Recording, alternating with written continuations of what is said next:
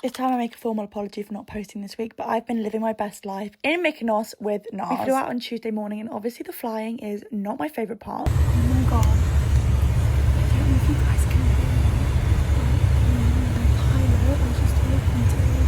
She's a female pilot, and she said that I can go into the cabin at the end and say hi.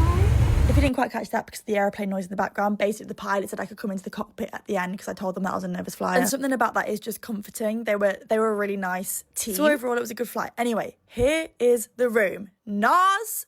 What the hell? We were staying in Soho Rock House and it was absolutely gorgeous. Look at the view from my room. Genuinely, I just felt like the luckiest person in the world. I was in shock. This is my airport outfit, by the way. I got it from ASOS and it's so gorgeous. Stripes are in right now, guys. I thought I looked really cute. Not anyway, first night we had welcome cocktails and dinner. This is Kate and Jen. Everyone was so lovely on the trip, by the way. And this was honestly such a stunning evening and such a nice way to meet everyone. And obviously we got to see the product. This is a life-size cake of the product, by the way, with all the shades inside. And last but not least, on the agenda for the first day was Greek plate smashing. It was genuinely free therapy. It was so much fun. I've been to Greece quite a few times and I've done it before, so that was one ticked off the list. The next morning we jumped straight into activities. This was like a content suite that Nars has set up so that we could learn about the product, see one of their makeup artists using it, meet a couple more of the team, and we were also provided with some background on how Mr. Nars, Francois Nars, the creative director, came up with the product, and it came about quite a lot of years ago actually. But the shade range is genuinely so beautiful. There's some really unusual colours in there as well. After that it was time to get ready for the little boat trip. This, again, I was just admiring the view. I just couldn't get over it. So I thought I'd sit and have my iced coffee on the balcony. And luckily enough there was like a bit of a docking station at the bottom of the hotel. It was just a very short climb down. And I looked over and I couldn't believe when I saw that Nars had actually got their logo / name printed onto the catamaran. Now guys, let me tell you, it was a hot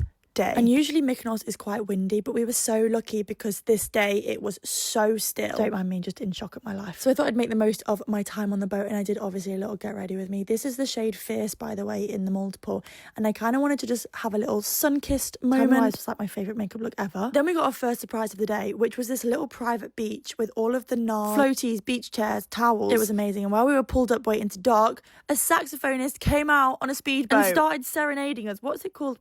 He wasn't singing. Is that still serenading? But it was amazing. We were just genuinely chilling by ourselves, living our best lives for like 5 hours. I did paddleboarding. I was really good at paddleboarding. Sunbathing, filming, getting content. Genuinely such an unreal day. And then I went back to my hotel room, grabbed a little bit of food, which, by the way, was sensational. Me trying to eat that tagliatelle. I just wanted to shove the whole plate in my mouth. Greek food is probably my favourite food. My mum is from Cyprus. She was born there, so I grew up on a lot of Greek dishes. And speaking of dishes, this was dinner. We went to a restaurant called Interni, and we went quite late because we stayed on the boat too late, so they moved our reservation back. And when we got there, the party had started. We barely got through the starters and everyone was up singing, dancing. It was like a Mamma Mia. I don't know, it was straight out of Mamma Mia, let me tell you that. And then the waiters, waitresses all did like a performance at the end. They did a little bit of Queen, a little bit of Mamma Mia, a little bit of traditional Greek music. It was genuinely unreal. But after that late night, I needed a dip off in the pool the next day. So obviously did my makeup again. See my personalised multi-stick there. Shade Dolce Vita, by the way, really gorgeous, like rosy pink shade. And we did have this day free. They gave us the option to stay by the pool or go in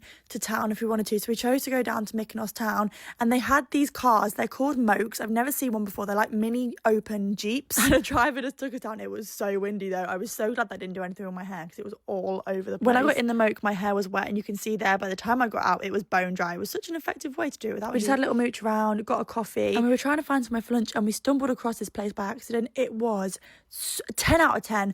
It was proper traditional Greek food. It was called Le Petit Tavern. If you're going to Mykonos and you want traditional Greek food, like this was genuinely like the best meal.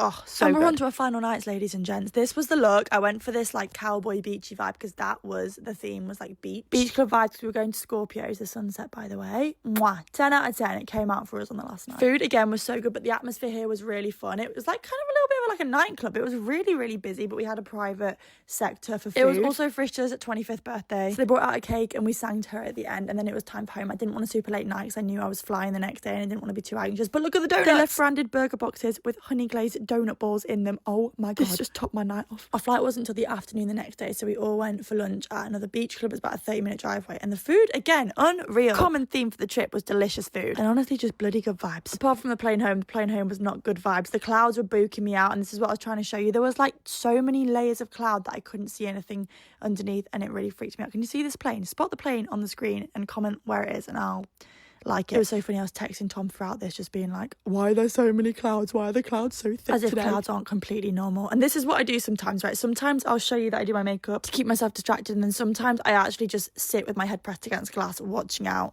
to make sure that I'm still in the air. It's crazy. Yeah, I shouldn't say that it's crazy. My therapist told me I'm not crazy. Anyway, I had the bloody best week, and I just want to say thank you so much, Naz. Love you.